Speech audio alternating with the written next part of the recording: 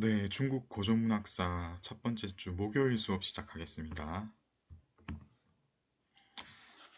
오늘 강의 순서는 아래와 같습니다. 먼저 지난 수업 복습을 잠깐 하고요. 그리고 중국 문학사의 시기 구분에 대해서 잠깐 다루겠습니다.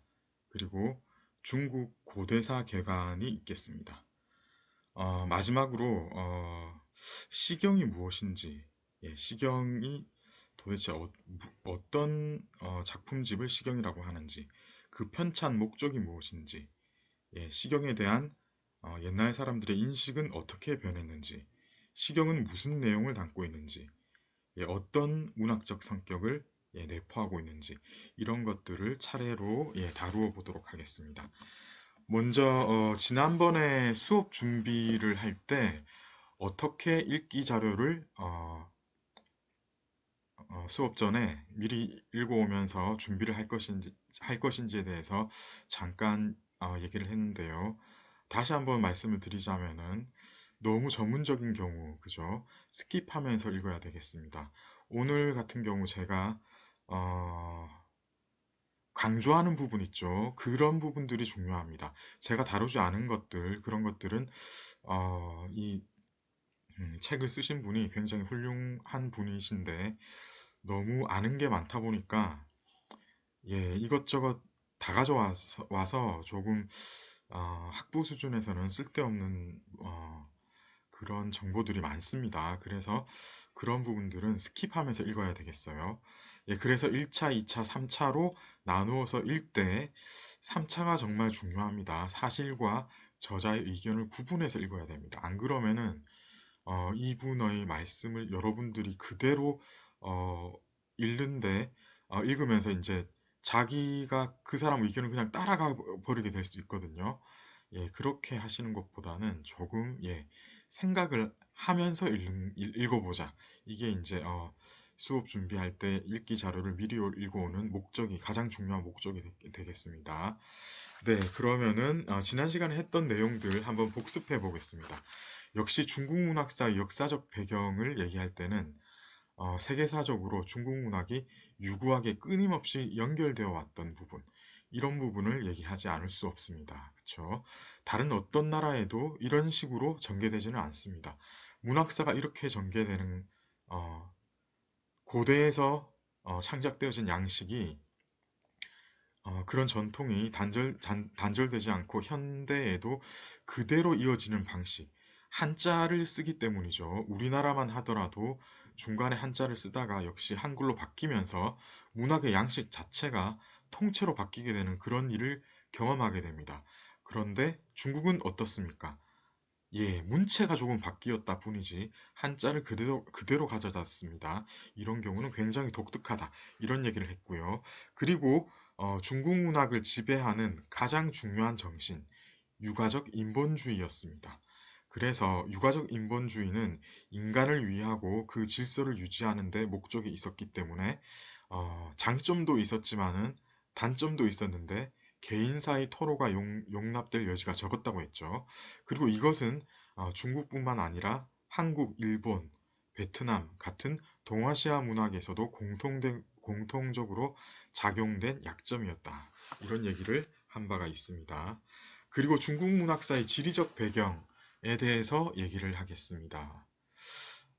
북쪽과 남쪽으로 완전히 확연하게 갈라지죠. 북쪽은 황하 이북이 해당이 되겠고요. 남쪽은 장강 이남이 해당되겠습니다. 북쪽은 기후가 한랭하고 남쪽은 기후가 온난합니다.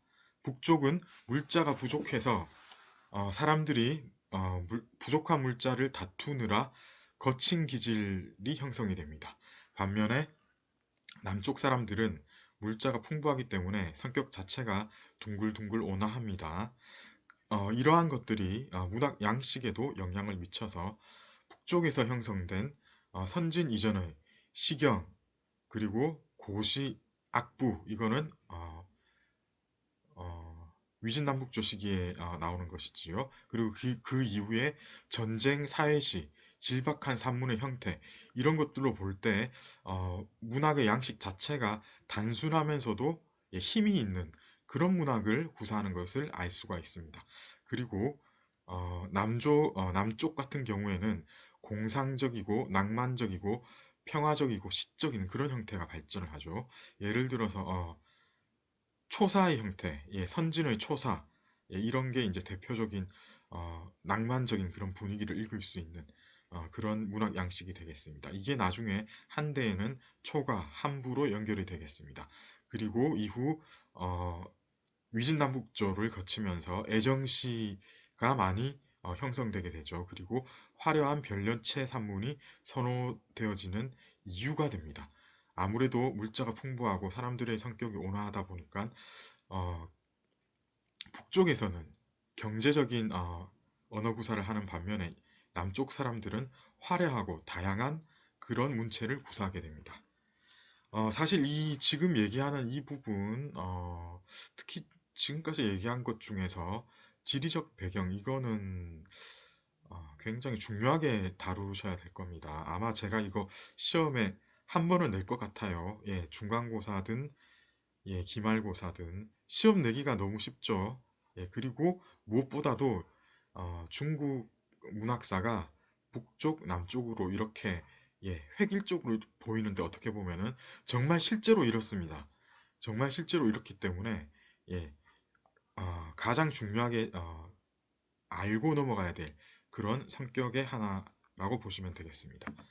그리고 중국 문학사의 사상적인 배경에 대해서 얘기를 나누었습니다. 그쵸? 공자, 유교, 육아. 육아적인 기준에서 볼 때 문학의 공리성, 그쵸? 사람을 올바르게 교화시키려고 하는 그런 목적이 있었습니다. 이것은 현실주의적이라는 장점이 있었던 반면에 관념적, 사변적으로 흐를 수 있는 단점이 크죠. 특히 성리학에서, 예, 성리학은 무엇입니까? 이기성을, 이런 존재의 근원 파악에 몰두하는, 예, 그런, 사변적인 학문이었습니다. 그러다 보니까 문학과 예술을 쓸데없는 것으로 치부하는, 예, 그런 폐해가, 어, 극단적으로 나오게 되는, 예, 그런 일이 있게 됩니다. 그리고 두 번째로 노자장자의 도교도가 그렇지요. 예. 무의사상과 신선사상은 육아의 현실주의를 극복하는 대안으로서 훌륭하게 작용을 합니다. 특히 도교의 신선사상, 불로장생술 이런 것들은 소설의 환상과 허구적인 테마하고 바로 연결이 되죠. 상상력이 발휘될 수 있는 여지가 여기서 나오게 됩니다. 마지막으로 불교 불가적인 영향력도 컸습니다. 실제로 스님들이 설교를 할 때 설화 그러니까 이야기를 해야지 재밌으니까 대중을 모아놓고 여러 가지 얘기를 하면서 지어내기도 하고 그런 일이 있게 되고 이런 양식들이 나중에 후대에 소설의 발전에 결정적인 영향을 미치게 됩니다. 또한 불교의 텍스트가 어, 한문으로 정의되는 과정에서 고문 발전에도 크게 영향을 미치게 되겠습니다. 그리고 한자와 중국 문학에 대해서 제가 지난 시간에서는 한자의 기원에 대해서만 이야기를 했죠. 뒤에 거는 중요하지 않기 때문입니다. 한자의 기원을 보자면 가장 오래된 문자는 역시 금문, 청동기에 새겨진 금문이 있겠습니다. 그리고 각골 문자, 거북껍질이나 소의 어깨죽지뼈에 점을 친 것들, 이게 이제 각골문이죠. 그런데 제가 했었지만 각골 문자는 흔히들 생각하기로 가장 오래된 형태의 어떤 문자를 반영하는 체계가 아닌가 이렇게 생각하기 쉽거든요. 저도 그렇게 생각을 했고요.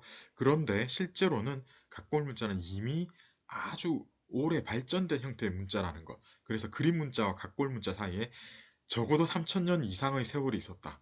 이런 이야기를 했었죠. 자, 그리고 이 책에서는 한자의 발달과 중국 문장의 특징, 중국 문학과 한자의 관계, 한자의 권위 이런 것들도 얘기하고 있지만 제가 읽어본 결과 이것은 전부 사족에 해당되거나 너무 전문적인 내용이었습니다. 그래서 전부 스킵하셔도 되겠습니다.